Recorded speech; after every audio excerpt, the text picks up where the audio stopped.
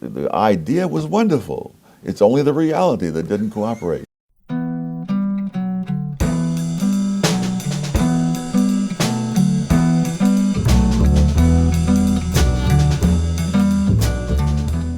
So many people, when they think about economic issues, act as if we have a sort of a whole rainbow of options out there, and that we can just pick a little bit here and a little there and so forth.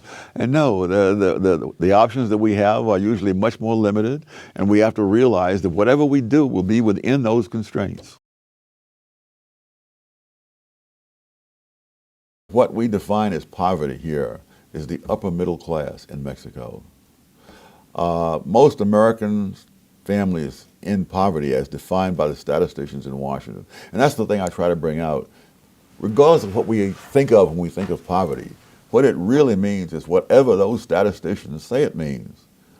And that includes the great majority of people who are in poverty in the United States by that definition. They have microwave ovens. They have central air conditioning. I mean, I was in my 40s before I had a window air conditioner, you know. But the idea of central air conditioning, most own one motor vehicle or more, and 14% own two or more motor vehicles. It is simply not poverty, not by any historical understanding whatsoever. Yeah, no. And so all those things by which we've spoken of poverty in the past, those things have long since gone. But the other part of this story is that doesn't mean they've got it made. On the contrary, they have catastrophic problems because the same mindset that has created the welfare state, the same non-judgmental philosophy, has also led to a great deal of leniency toward criminals.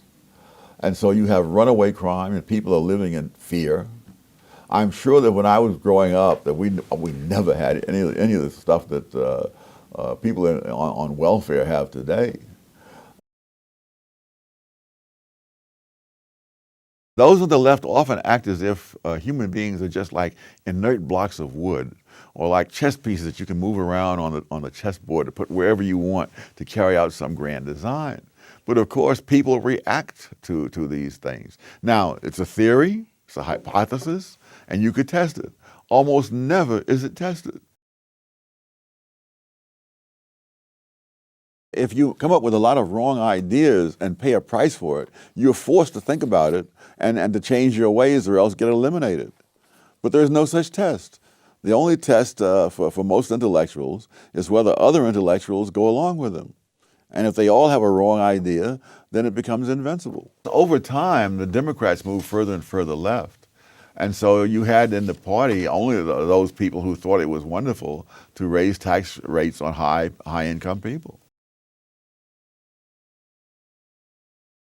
If someone wants to set up a business and is willing to pay 5% for money to do that, and the government comes in and follows a policy that brings it down to virtually zero, then the investments will not go where they would have gone ordinarily in a free market.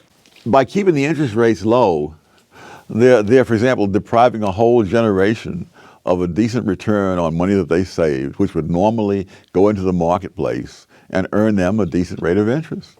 But now the Federal Reserve is keeping the interest rate low, and so they won't get it.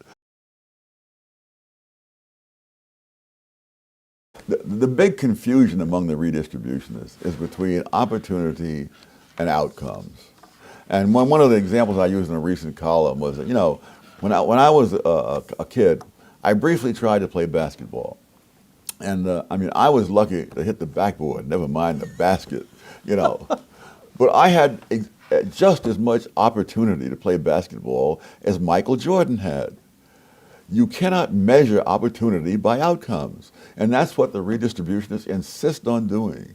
They say this group obviously didn't have equal opportunity because they were turned down for loans more so than that group. Yes, if you have lower credit scores, you'll be turned down for loans more so than people with high credit scores.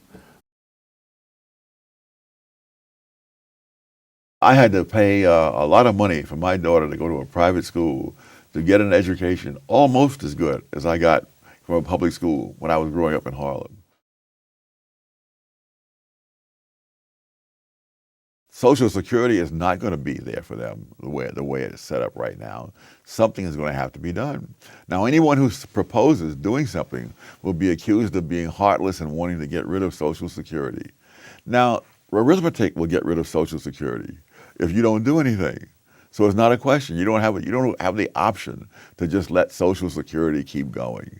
This is the reason for the welfare states of Europe being in such turmoil. Riots in the street and austerity and unemployment rates over 20% and so on, is the chickens have come home to roost.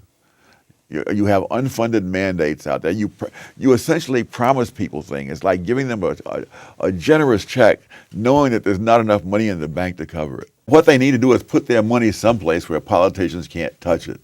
You see, if a private insurance company does what the Social Security system does, you can put the people behind bars in a federal prison. Right. Because they have to have enough assets to cover their liability. Otherwise, they're breaking the law. That's right. Congress can do that, but the private people can't. And that's why you shouldn't have the money subject to Congress's direct control, but put it somewhere else. It always amazes me that people think that if you say the market is imperfect, that means the government must step in. And I think, we're so much more rational in sports. I mean, when Babe Ruth went up there and struck out, they didn't say, we got to send in a pinch hitter for him next time at bat. Because who knows, the pinch hitter might strike out, and he's not as likely to hit a home run as Babe Ruth is. Greece discovered that there does come a point where there is no more money. In Spain, people are already leaving Spain in droves and taking their money out of the Spanish banks with them. One of the things that you can do in the long run, they'll be forced to do, is simply print more money. And as they print more money, that is simply a hidden form of taxation.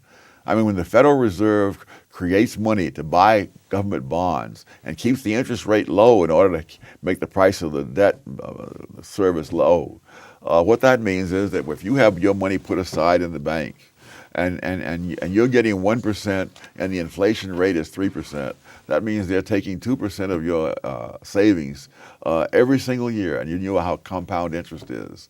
Right. And even under the current conditions, a $100 bill in 1998 would not buy as much as a $20 bill would have bought in 1960. So the thievery that goes on through inflation is huge. We're like a team that's coming to bat in the bottom of the ninth, 5 runs behind. We can win it, but this is not I wouldn't bet the rent money on it. One of the reasons I'm glad to be as old as I am is that it means I may be spared seeing what's going to happen to this country, either internally or as a result of international complications.